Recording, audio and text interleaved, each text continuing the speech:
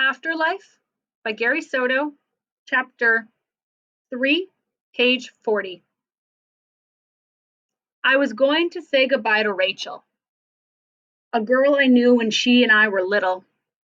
She beat me up a lot, the Cholita, and once stole my trike when I was just out of Pampers. I knew everything about her. We grew up together on the same street. She was bad, and at 13 had a tattoo on her arm that said Mala.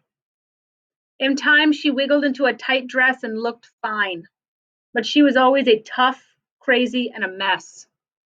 Her dad was in Corsican, her mother a barfly in red shoes and a skirt too short for her age.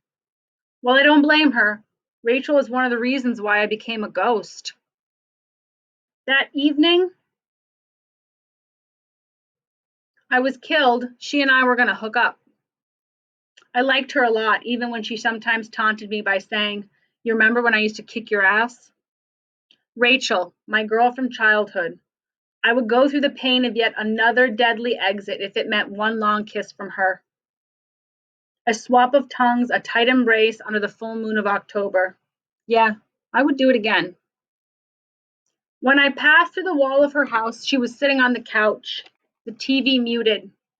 Though it was almost noon, she was dressed in her pajamas. Her eyes were red. A smudge of black mascara on her cheek was the color of twilight. I suspected at first that she had a headache because she was rubbing her forehead. Then I saw she was applying a face ointment, a preventative measure for pimples. She was sad about me, yet thinking about how to look pretty. It made sense, more sense than what was appearing on television. A muscle truck was crawling up the back of a Volkswagen Beetle. I sat next to her on the couch. "Rachel," I whispered. She began rubbing the soft area under her eyes.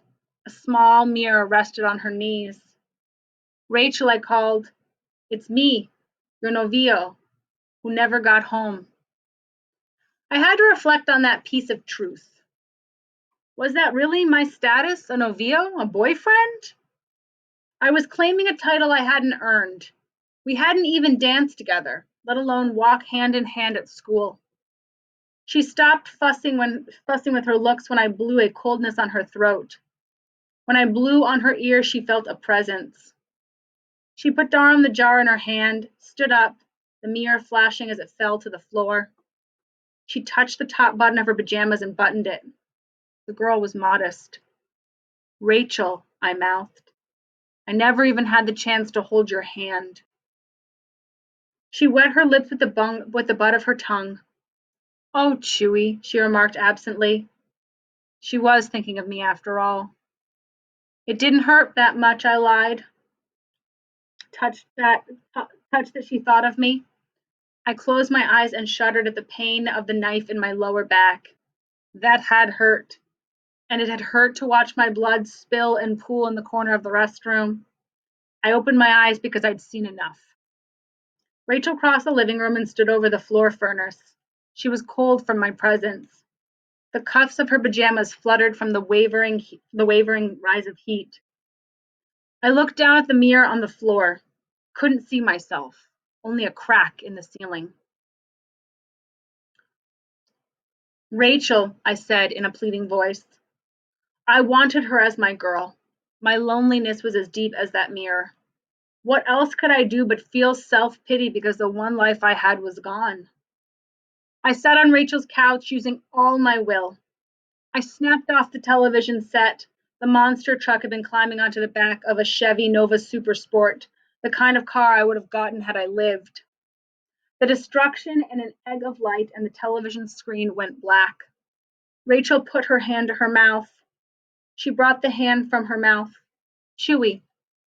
"Yeah, it's me," I answered. I could see that she was beginning to shiver in spite of her position on the furnace vent. "I'm sorry, Chewy." And she was. Tears formed in her eyes and spilled in a long line down her cheeks. I noticed that more tears were coming out of her left eye, and it troubled that I couldn't ask my biology teacher, Mr. Knight, about tears. Why one eye would tear more than the other? Then again, I could have asked why some people cry over romantic movies while the guys I ran with watched the screen dry-eyed, their hands buttery from popcorn. Chewie, you shouldn't have gone. She rubbed her index finger under her nose. She reached into her pajama pocket for a Kleenex. It's okay, I said. I'm still getting around. Then I saw how that would soon change. My left foot was gone. It had disappeared and had frightened me. I touched the place where my foot had been. Man, it's gone, I whispered. I looked around the living room as if my foot had just walked off. Maybe in the kitchen? Who knows? It could be walking down the street right now. Jesus, I moaned, I'm dying after all. But I realized that I was already dead, though my spirit, it seemed, was going as well. First this foot, then the other. Chewy, Rachel cried, her face pinched with lines. Jesus, Jesus.